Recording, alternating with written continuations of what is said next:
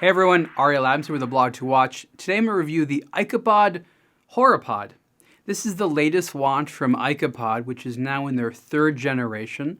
The brand was originally founded by famous designer Mark Newsom and a gentleman named Oliver Ike. That's where the Ike from Ikepod comes from. And Oliver really liked Mark Newsom's watches and wanted to make a brand out of it. That lasted a little while. Then the second generation had a couple of interesting things. And the reason I mentioned the second generation, this dial, is inspired by a watch that Ikepod made at the time called the Horizon. And now in the third generation, Ikepod is a lower market brand, not inexpensive by any means, but much more affordable, which is fantastic. And the brand has sort of undergone to take some of those amazing designs. Remember, Mark Newsom is also the design inspiration for the Apple Watch, essentially. Completely different story, but that's very real and an interesting thing. So the brand today is taking some of those original popular designs. Well, they weren't that popular. It was actually a very niche brand that only later became something that enthusiasts were more interested in. I was always a fan, but it was always interesting, weird stuff.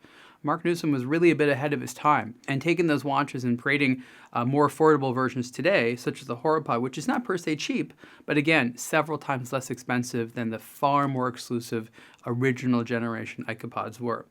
So the Horopod was actually designed by a very well-known designer named Adrian Buchman, who's worked for a number of brands, and Ikepod has been working with various designers, and he did a really good job here. And what he essentially did is taken things like the old Megapod and the Horizon and combined them into one product, which is the Horopod.